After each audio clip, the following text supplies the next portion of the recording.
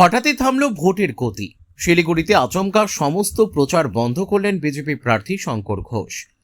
শিলিগুড়ির নির্বাচনী প্রচারের মাঝেই বড় সিদ্ধান্ত নিলেন বিজেপি প্রার্থী শঙ্কর ঘোষ। আচমকাই অনির্দিষ্টকালের জন্য সমস্ত রকম ভোট প্রচার ও জনসংযোগ কর্মসূচি বন্ধ করার ঘোষণা করলেন তিনি। শুধু তাই নয়, ন্যায় বিচারের দাবিতে সরাসরি ধর্নায় বসে পড়ে প্রতিবাদের পথও বেছে নিলেন এই প্রার্থী। মঙ্গলবার শিলিগুড়ি জংশনের সামনে আম্বেদকর মূর্তির পাদদেশে ধর্নায় বসেন শঙ্কর ঘোষ। সেখান থেকেই তিনি স্পষ্ট জানিয়ে দেন, অভিযুক্তকে গ্রেপ্তার করে উপযুক্ত বিচার না হওয়া পর্যন্ত তিনি কোনো রাজনৈতিক কর্মসূচিতে অংশ নেবেন না। তার এই অবস্থান ঘিরে শহরের রাজনৈতিক মহলে নতুন আলোচনা শুরু হয়েছে। ঘটনার সূত্রপাত শহরের প্রধাননগর থানা এলাকার এক নাবালিকা স্কুল ছাত্রীর অস্বাভাবিক মৃত্যু ঘিরে। অভিযোগ, এক বিবাহিত গৃহ শিক্ষকের সঙ্গে ওই কিশোরীর সম্পর্ক ছিল। পরে সেই সম্পর্কে টানাপোড়েন ও প্রতারণার জেরেই এই মর্মান্তিক ঘটনা ঘটে বলে অভিযোগ পরিবারের।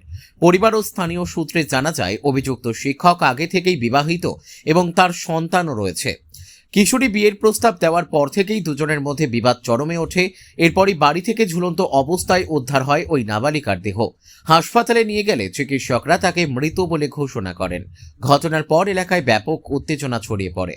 ক্ষুব্ধ বাসিন্দারা অভিযুক্তের বাড়িতে চড়াও হয়ে ভাঙচুর চালান। পরিস্থিতি সামাল দিতে ঘটনাস্থলে পৌঁছায় পুলিশ ও কেন্দ্রীয় বাহিনী।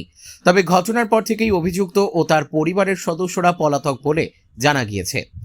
এই প্রেক্ষাপটে অভিযুক্তকে দ্রুত গ্রেপ্তারের দাবিতে সময়সীমা বেঁধে দেন শঙ্কর ঘোষ।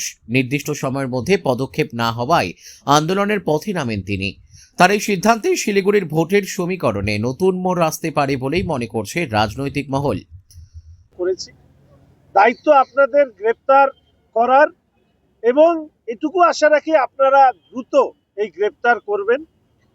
কিন্তু যদি সকাল 10টার মধ্যে না গ্রেপ্তার হয়, আমি রাস্তায় আসব। আমি ব্যক্তিগতভাবে গণতান্ত্রিক পথে আন্দোলন করতে চাই এবং আম্বেদকর মূর্তির পাদদেশে আমি অবস্থান ধর্নায় বসেছি। আমাদের সমস্ত কার্যকর্তা, মণ্ডলের সভাপতি, কাউন্সিলর, কনভেনার সহ সবাই ধাপে ধাপে থাকবেন। আমার সমস্ত ধরনের রাজনৈতিক কর্মসূচি আমি স্থগিত করছি। আজকে দুটো আমার কর্মসূচি ছিল, সেই দুটো আমি করব। অন্যান্য পাবলিক যে আমার ক্যাম্পেইন, সেই ক্যাম্পেইন আমি বন্ধ করছি। আজকের থেকে আমি এই অবস্থানে ততক্ষণ পর্যন্ত থাকবো যতক্ষণ না পর্যন্ত গ্রেপ্তার হচ্ছে। ঝড়, বৃষ্টি, রৌদ্রু, রাত্রি, কোনো অবস্থা থেকে আমি এই অবস্থান থেকে উঠবো না। কারণ আমার মনে হয়েছে যে পুলিশ প্রশাসনের একাংশ পশ্চিমবঙ্গ সরকারের মাননীয় মুখ্যমন্ত্রী তোষামোদের পলিটিক্সের দ্বারা প্রভাবিত।